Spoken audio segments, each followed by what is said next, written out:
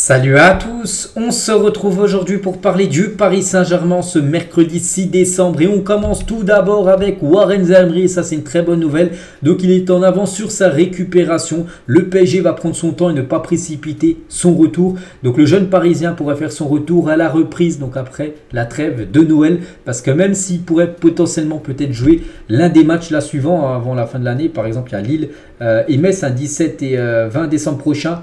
Pas de risque pris, il reviendra certainement pour le trophée des champions le 3 janvier prochain contre l'équipe de Toulouse. Donc voilà, il devrait quand même être forfait ces 4 rencontres-là. Et un petit rappel les gars, le PSG samedi, réception de Nantes et ensuite mercredi prochain, tiens ça sera dans une semaine jour pour jour, déplacement du côté de Dortmund pour le match le plus important on va dire pour cette fin d'année 2023.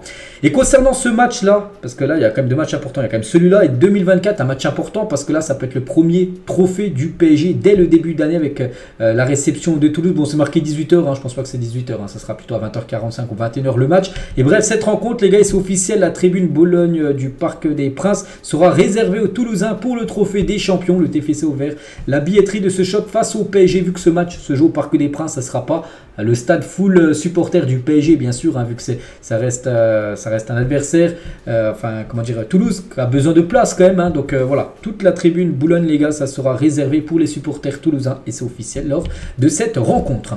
On continue et c'est officiel cette fois-ci le 11 type des fans pour la 14e journée de Ligue 1, donc le week-end dernier on peut voir pas mal de Parisiens.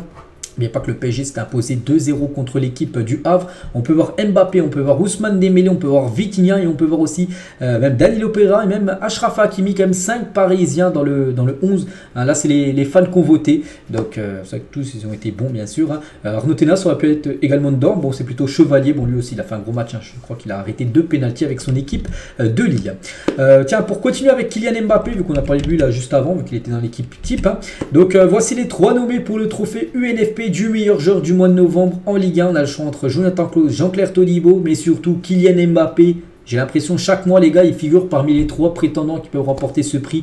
Donc pour l'instant on ne sait pas, là ça sera désigné je crois dans la semaine, là on connaîtra aujourd'hui ou demain ceux qui remportera ce trophée. Mbappé, on sait qu'il y a des chances qu'il remporte de nouveau ce prix. Et un petit rappel, il a déjà remporté le titre de meilleur joueur du mois à 11 reprises depuis ses débuts dans l'élite, établissant ainsi un record absolu. C'est déjà un record et pourquoi pas 12, il confortera on peut dire son record absolu.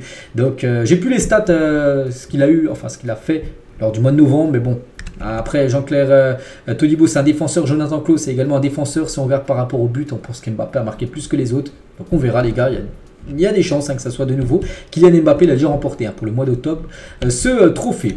Et toujours avec lui cette fois-ci, cette saison en statistique. Donc c'est 18 buts et 2 passes D, toutes compétitions confondues avec le PSG. Et si on rajoute aussi l'équipe de France, il a marqué 6 buts et 4 passes D avec l'équipe de France depuis août. C'est pas mal, c'est même très très bien comme d'habitude. Il va nous finir la saison à peu près, s'il n'y a pas de blessure, si tout se passe bien pour lui, à peu près vers 50 buts, comme il le fait régulièrement les années précédentes. Donc voilà, bien sûr toujours sur un gros standing on peut dire, Kylian Mbappé. Et toujours avec lui, tiens, vu que là c'est la parenthèse, on va dire Mbappé, donc selon le journal AS, c'est un journal espagnol, donc Mbappé pourrait prolonger au Paris Saint-Germain pour 2 raisons, d'après ce journal espagnol. Donc ils disent tout d'abord la première option, ça serait que déjà pour participer aux Jeux Olympiques, c'est pour ça qu'il pourrait prolonger du côté du Paris Saint-Germain. S'il prolonge, peut-être il aura un cadeau et pourrait participer à ces Jeux Olympiques. Il tient vraiment à jouer ces JO, mais il a toujours dit que c'est son club, que ce soit le PSG ou un autre de son futur club qui décidera bien sûr qu'on aura le dernier mot, et aussi devenir le meilleur buteur de l'histoire de la Ligue 1. Je crois qu'actuellement il a 179 buts, le premier à 299, j'en ai parlé je crois c'était hier ou avant-hier. Donc voilà, c'est 2 objectifs. Et pour AS, le journal espagnol, c'est peut-être grâce à ces 2 raisons-là qu'il pourrait prolonger son aventure du côté de Paris. Ce serait bien sûr une magnifique bonne nouvelle. Toujours avec Kylian Mbappé, tiens, une petite photo de lui en mode GTA, parce que vous savez que GTA 6 a été la grosse info, je crois que c'est sorti hier par Rockstar Game, que le GTA 6 va sortir en 2025. Et sur la hype, par exemple, la Ligue 1 a mis le visage de Kylian Mbappé en mode GTA, ou même Canal Supporter. Ils ont fait une jaquette version GTA avec Kylian Mbappé et bien sûr le jeune Warren Zaïre. On continue, on va parler cette fois-ci d'Ousmane Dembélé. Partage en privé qu'il s'adapte de mieux en mieux aux attentes de Lucho, donc Luis Enrique. Il apprécie son rôle, la considération du coach espagnol et a une excellente relation avec ses coéquipiers. En gros, ça se passe beaucoup mieux. Au début, il a eu du mal, on va pas se mentir, il a eu du mal. On a même pu le voir dans ses performances. Et là, depuis au moins un mois, ça se passe beaucoup mieux pour lui. Il dit qu'il apprécie son rôle, il a une excellente relation avec ses coéquipiers, il se sent bien dans sa vie parisienne, privilégie le temps en famille malgré quelques sorties occasionnelles avec ses coéquipiers. Il s'engage également dans un travail physique avec le même préparateur physique que Randal Kolo Muani, parce qu'il a son entraînement du côté de Paris, hein. Et en plus, bien sûr, les joueurs, s'ils veulent en plus, ils peuvent avoir un préparateur physique et faire des exos à leur domicile. Bah, lui, il en a un, en gros, il a le même préparateur physique que Randal Kolo Muani, donc c'est-à-dire qu'il s'entraîne également chez lui, en plus, pour être au top. Donc voilà. Pour l'instant, c'est vrai que moi, je ne cache pas, je l'avais critiqué quand il est arrivé, il a eu du mal, tout ça. Mais actuellement, bah, ça se passe bien. Et qui continue comme ça, hein, Ousmane Dembélé. On continue, on va parler de Jérôme Roten. Donc hier soir dans son émission Roten sans flamme, bah, il a envoyé quand même une grosse info, hein, sur le mercato parisien.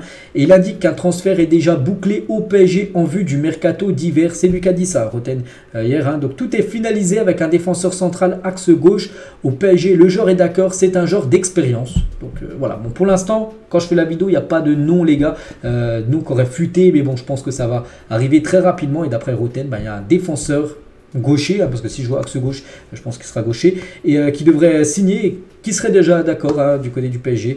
Donc on sait aussi que c'est un joueur d'expérience. Donc voilà, peut-être la première recrue est bouclée, les gars, avec ce joueur dont on espère que le nom là va filtrer très rapidement. On va parler d'Arnaud Tenas, c'est l'ancien formateur d'Arnaud Tenas pour RMC Sport, hein, donc c'est un gardien tellement complet, il sait jouer avec les pieds, il est puissant pour aller en l'air, il a une personnalité contagieuse, hein, pour ses coéquipiers, il a toujours été très aimé dans les vestiaires dans lesquels il a été. C'est vrai que c'est un joueur qu'on parlait très peu quand même en ce début de saison. Et avec son gros match, là, c'est que là, les 3 jours qu'on suivi, son gros match avec contre l'équipe du Havre, et ben à chaque fois j'ai des infos sur lui parce que en gros il est un peu sorti de l'ombre, on peut dire, mis en lumière un peu Arnaud Tenas, hein, et toujours avec son ancien formateur, hein, du côté de l'Espagne. Donc le costume ne sera pas trop grand pour lui. En plus, l'entraîneur du PSG aime les gardiens dans le style d'Arnaud, qui peuvent jouer avec les pieds, hein, ce qui n'a pas, enfin Donnarumma, on sait que dans les pieds, niveau pied, hein, c'est catastrophique, alors que lui tu sens qu'il est plutôt serein. Bon, c'était seulement un match, mais tu sens qu'il a il est un peu plus serein, un peu plus de confiance, un jeu au pied que par exemple Donnarumma. Donc que les amoureux du PSG ne s'inquiètent pas, Arnaud va affronter ce défi sans aucune difficulté. Voilà, de répondre présent quand bien sûr le coach Luis Enrique aura besoin de lui. Vous voyez pas, il sera titulaire, hein, le match là contre Nantes, et on verra mercredi prochain qui gaulera, voilà, qui sera le titulaire bien sûr pour cette rencontre contre Dortmund. Officiel, Léo Messi est l'athlète de l'année par le journal Time, hein. Donc pourquoi je parle de Léo Messi alors que je joue au PSG? Parce que de l'année, ça veut dire c'est pris en compte aussi quand il joue au Paris Saint-Germain. N'oubliez pas que janvier jusqu'à mois de juin, c'est un joueur du PSG. Donc voilà, c'est lui qui remporte ce prix. Bon, je trouve comme que c'est un sacré scandale.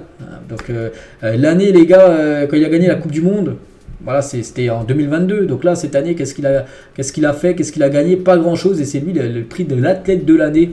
Hein, donc, une petite info de plus concernant Léo Messi. Et quand Xavi Simons parle de Léo Messi, je dirais que Messi est le meilleur. C'est juste fou à quel point il est bon. Honnêtement, c'est le meilleur. Ce qui m'impressionne aussi, c'est que quand on se bat contre lui, il est presque impossible de lui prendre la balle. Voilà le beau message, hein, tout simplement, du jeune Xavi Simons, hein, joueur du PSG prêt à Leipzig, bien sûr. Léo Messi. Et on finit, les gars, cet épisode aujourd'hui. Juste une petite info concernant le mode Ultimate Team, hein, sur FC, avec Milan Skriniar qui reçoit une carte, hein, radioactive, une carte débloquée dans le défi création d'équipe, hein, avec des grosses notes, hein, 87 de notes générales, ou même 87 de défense et 86 de physique, hein, pour Milan Skriniar. Donc voilà ce qu'il y a à dire aujourd'hui concernant le Paris Saint-Germain. J'espère que ça vous a plu. On se retrouve demain jeudi, hein, pour le prochain numéro. Bonne journée à vous et à demain.